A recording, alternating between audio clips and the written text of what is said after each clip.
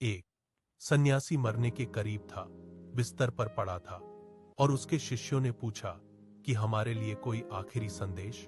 तो उसने कहा कि जो मेरे गुरु ने मुझ सिखाया था और मैंने नहीं माना, वही मैं तुमसे कहता हूं। तुमको कोशिश करना मानने की, मैं असफल रहा।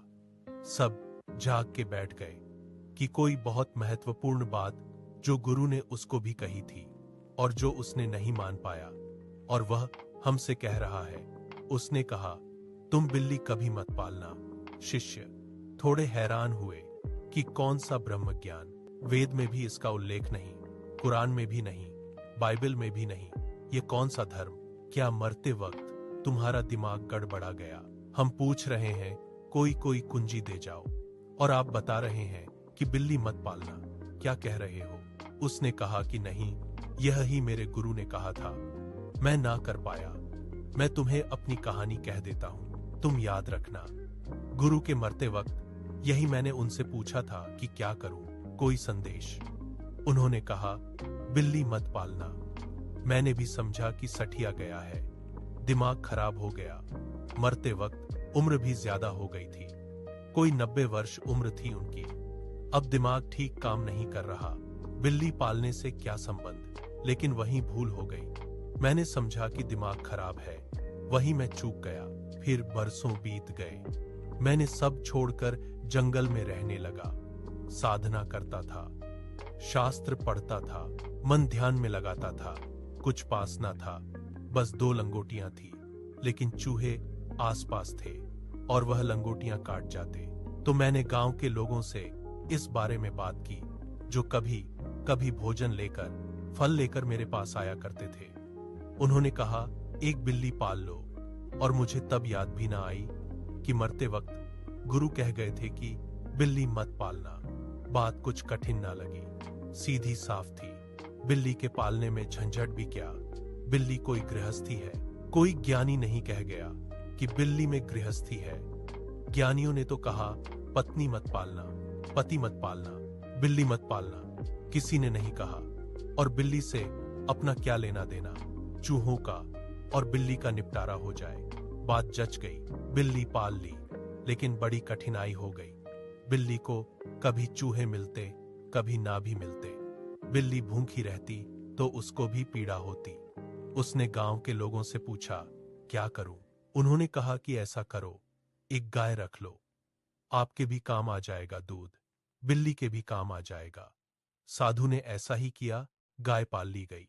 अब गाय के लिए घास चाहिए थी। कभी गांव के लोग लाते और कभी ना भी लाते। तो उसने कहा, यह बड़ी मुसीबत हो गई कि गाय की चिंता करनी पड़ती है। घास चाहिए, भोजन चाहिए, पानी चाहिए। उन्होंने कहा, ऐसा करो कि बैठे बैठे कुछ काम भी तो नहीं है, थोड़ा घास के बीज बो दो, थोड़े गेहूं भी डाल दो, आपके भी काम आ जाएंगे, बिल्ली के भी काम आएंगे, गाय के भी काम आएंगे। रास्ता खुल गया बिल्ली से। गाय आई, खेत लग गया। लेकिन कभी सन्यासी की तबीयत ठीक ना होती तो भी मजबूरी में खेत पर काम करना पड़ता। पानी देना, फिर बीज बोने का वक्त आ गया। धीरे धीरे खेती महत्वपूर्ण हो गई। ध्यान, धारणा कोने में पड़ गए। समय ही ना मिलता। कभी वर्षा नहीं होती तो पानी सींचना पड़ता। लोगों से पूछा है कि अब क्या करूं, मैं बूढ़ा भी हो रहा हूं। लोगों ने कहा, ऐसा करो, गांव की एक लड़की है, उम्र भी ज्यादा हो गई है, उसकी तो विवाह भी नहीं हो रहा, उसको आपकी सेवा में छोड़ देते हैं। कोई खतरा दिखाई ना पड़ा, लड़की सेवा में आ गई। लड़की खेत भी संभालने लगी, बिल्ली की भी देखभाल करती, गाय की भी देखभाल करती, सन्यासी की भी देखभाल करती, सेवा खूब करती।